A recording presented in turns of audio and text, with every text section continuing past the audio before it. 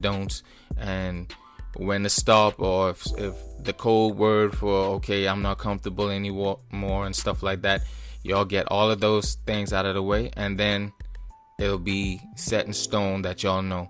But it shouldn't be planned, as in just let it happen. If y'all already say and spoke about it and have the ground rules and stuff like that, and if y'all like, say for instance, y'all to a club or y'all out together, and then y'all meet somebody and y'all start vibing, and it just happened, then I think that's the best way to do it, right there. That's different.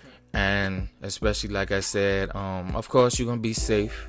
You're not just somebody just random you meet that night or whatever. I think that you should like get to know them, so that your wife or your girlfriend or whatever, so that she be comfortable. Let them talk, let them get to know each other, let them speak and stuff like that or whatever, and maybe meet up and just chill, so she could get to know her better and stuff like that or whatever, so that your wife or your girlfriend be more comfortable and know that it ain't no funny business behind. Right. Now the thing about with somebody you know, and like I said, I'm speaking from experience. That was back in the day, way back in the time. You know what I'm saying? Right. That was back in my college days. Back in St. Olaf.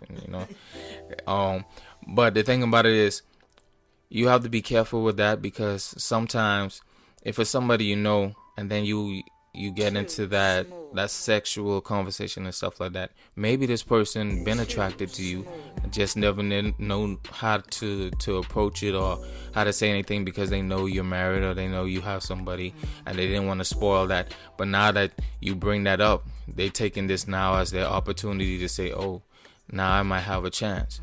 And then this causes problems in the future, because okay, you have the threesome and it was good, and then they finally get that dick, and I'm just being raw with it, they get it, and you put it on them and they're like, damn, that was good. So now they want more, and then okay, maybe you might have another threesome, but then after that, then they start on the side trying to see you by themselves. They're like, well, I like the threesome thing, but can we just do a little one-on-one or whatever? And then that's when the problems arise, because then you always gotta, just like how you have that discussion with your wife or your significant other or whatever, you have to set ground rules with that person who you having a threesome with. And you could always say, no feelings involved. You gotta keep the feelings out of it. This is just something sexual, something for fun or whatever. But for some reason, after a while, if you keep doing it, feelings get involved. So that's why I think too that it should be a limit to, if you having a threesome, it should be a limit to how many times you have a threesome with that person. Because once you start doing it more than once and twice and three times, then they start getting comfortable. Then they start feeling like they part of the relationship. It becomes a relationship, yeah. So tell me, I know I'm speaking truth, but from a woman's perspective, absolutely. That, like how you said, okay, if y'all out, y'all at the club, y'all vibing, and something happens like that, that's like, to me, the ideal situation that will bring the least amount of drama. But of course, y'all already had that conversation already. Right. Yeah, right. But that other thing, you do it once. It's just like a person who tries crack for the first time. That first time they smoke crack is a high out of this world. And they keep smoking the crack to try to find that first high that they never gonna find. So the first time that y'all do it, oh man, it's gonna be a movie, man. That thing gonna be epic. And you gonna try to do it again, trying to find that feeling that you found that first time, and you probably ain't gonna find it. She probably gonna be trying to find it too, and then in the midst of finding it, getting feelings and catching feelings, and then you and your mate, and then she feel like she got just as much as privilege.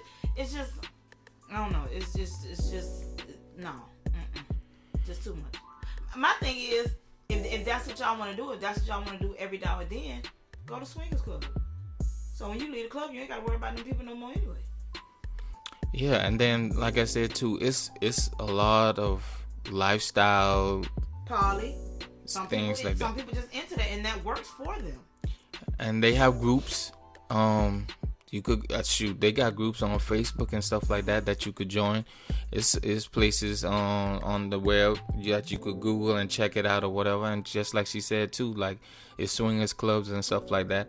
And then they all have requirements.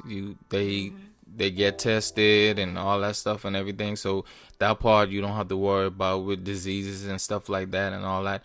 And also protection and stuff like that. So you don't have to worry about someone talking about they pregnant late and all that with the complications of all that stuff. But at the end of the day, like I said, with all of you guys who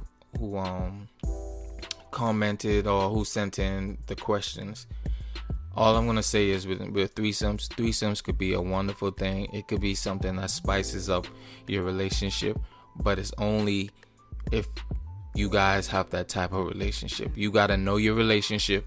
You gotta know who you have as your mate. You gotta know how secure is that relationship.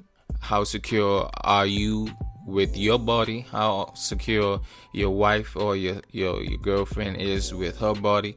And then females,